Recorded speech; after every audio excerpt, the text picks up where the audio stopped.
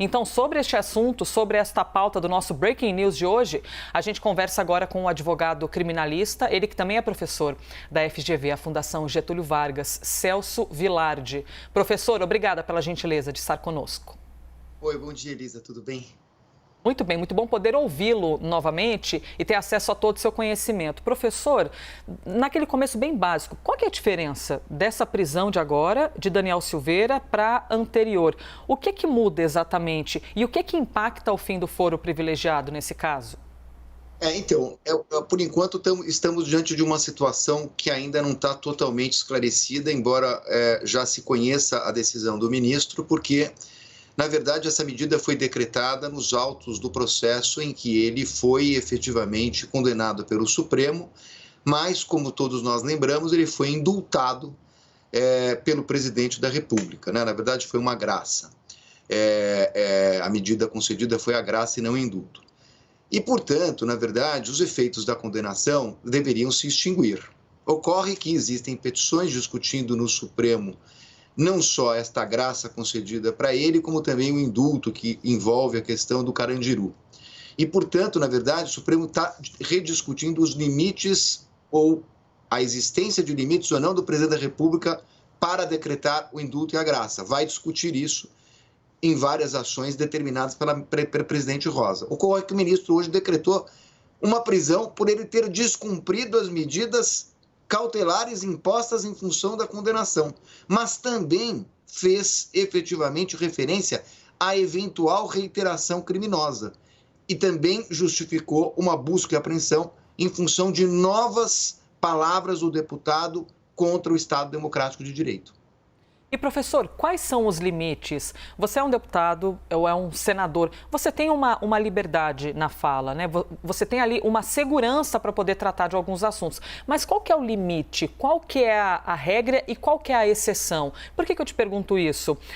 O ministro Alexandre de Moraes disse que Silveira, valendo-se do cargo, por ele então exercido, né, de deputado federal, que ele teria usado a tribuna da Câmara dos Deputados para declarar publicamente que não cumpriria a decisão judicial que foi referendada pelo plenário. Qual que é o limite de uma postura de um parlamentar, judicialmente falando? Então, eu tenho um entendimento nesse ponto coincídico do Supremo, que é o entendimento, inclusive, da Suprema Corte Americana, que os parlamentares têm absoluta liberdade de expressão, mas, efetivamente, isso não quer dizer que eles tenham uma licença para praticar delitos, para se insurgir contra a ordem democrática, para pregar desrespeito a decisões judiciais. Então, efetivamente, eu defendi a condenação do deputado, até aqui na CNN, porque entendi que, na verdade, ele extrapolou em todos os níveis. Você não tem liberdade de expressão, mandato não é imunidade. Mandato é liberdade de defender teses sem medo de qualquer pessoa. Teses, não crimes. Agora, neste caso, eu entendo que, tendo em vista a graça concedida pelo presidente da República, não se justificaria a imposição de uma medida cautelar por descumprimento, que a cautelar deveria ter sido suspensa. Agora, se o motivo da prisão efetivamente é por reiteração criminosa, então caberia uma cautelar. É que isso não está exatamente claro na decisão do ministro. E, professor, por qual motivo nós temos também, para além dessa decisão de prisão, foi suspendido o registro para que Daniel Silveira possa realizar atividades de colecionamento de arma de fogo, atividades de tiro desportivo e caça em nome do próprio Daniel Silveira, além da suspensão do porte de armas. E também foram cancelados todos os passaportes do ex-parlamentar. Por qual motivo, além da decisão de prisão, a gente vê também essas extensões da decisão para outros campos da vida de Daniel Silveira? São medidas cautelares que objetivam efetivamente fazer cumprir a decisão do Supremo. E aí é que pode estar o equívoco dessa decisão, porque se a graça for aprovada, ele não precisa cumprir pena. E você não teria sentido efetivamente em fazer com que ele ficasse, por exemplo, sem sair do país. Com relação à questão das armas, o ministro deixa bastante claro que ele tem mostrado uma agressividade fora do comum, desrespeito e deboche ao Poder Judiciário, e que ele pode efetivamente, há uma razão de fumus moniúrios, como se diz na Justiça, há um perigo de que ele efetivamente volte a reincidir ou participar de um ato criminoso. Por isso foram medidas cautelares que não são incomuns no processo penal, desde que elas estejam protegendo uma conduta nova, porque a conduta atingida pela graça, essa não teria mais razão. Professor, trazendo esse assunto ainda mais para o nosso mundo, porque a gente é assistido por um público bem plural, aquele que compreende tudo que o senhor está dizendo e aqueles que têm desejo, mas eventualmente não compreendem tanto.